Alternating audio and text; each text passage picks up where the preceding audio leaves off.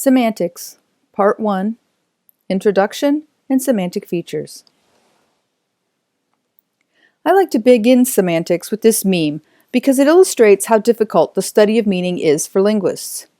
We look for, and easily find, structure in every aspect of language. It's not that there is no structure in meaning, it's just hard to find. This chapter outlines some of the ways linguists look for structure in meaning. Semantics is the study of the meaning of words, phrases, and sentences. In semantic analysis, there is always an attempt to focus on what the words conventionally mean, rather than what an individual speaker might think they mean or want them to mean on a particular occasion. This approach is concerned with linguistic meaning that is shared by all competent users of the language. Doing semantics is attempting to spell out what it is we all know when we behave as if we share knowledge of the meaning of a word, a phrase, or a sentence in a language. Some important definitions. Referential meaning. The widely accepted objective or factual meaning. The basic, essential components of meaning which are conveyed by the literal use of a word. The dictionary meaning. The denotation of a word. Associative or emotive meaning. The personal, subjective, poetic uses and meanings of a word. The connotation of a word. Semantic features. A sentence can be syntactically correct and yet still seem odd or wrong.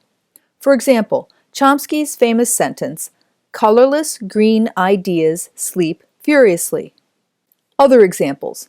The homework ate my dog. The hamburger ate the man. Why are these sentences odd? Because the wrong words are being used together. How do we know this? Well, one attempt to get at what words mean is by assigning features to words. Certain words go together because they share important components of meaning.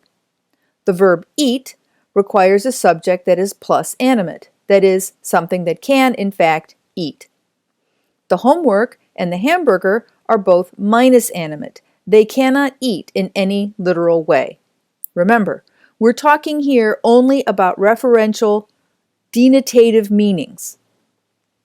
There's nothing wrong with the objects of these sentences, provided the subjects fit with the verb, plus animate, and are of a size that the act can be performed. The mouse ate the dog. This sentence does not quite work because mice are smaller than dogs and are prey animals rather than predator animals. The lion ate the dog, the tiger ate the man. These two sentences do work because lions and tigers are both larger than what they are eating and are predators higher on the food chain than what they are eating. Let's look at the following sentence. The printer ate my paper. This sentence is one we are all too likely to utter. So what's the problem with it?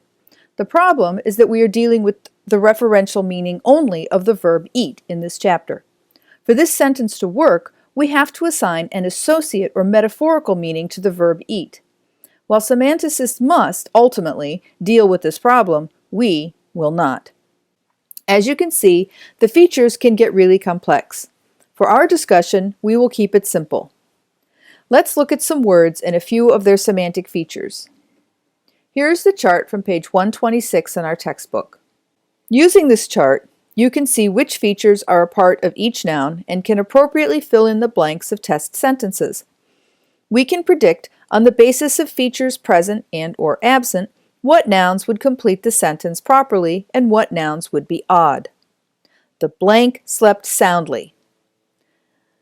Sleep requires a plus animate subject. From the nouns above, all but table would successfully fill in the blank.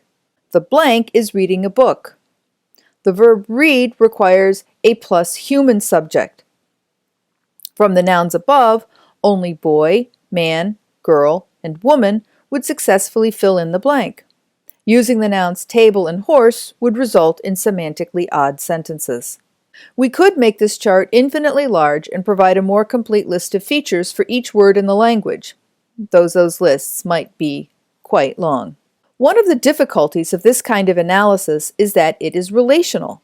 Determining which features are important depends upon the context, as above with mouse, lion, tiger, dog, and man.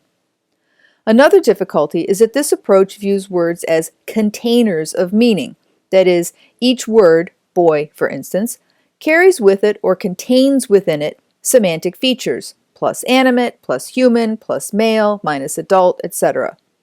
This approach is problematic for a number of reasons, including the fact that some linguists argue that this view violates arbitrariness in certain ways. Thanks for listening. Bye.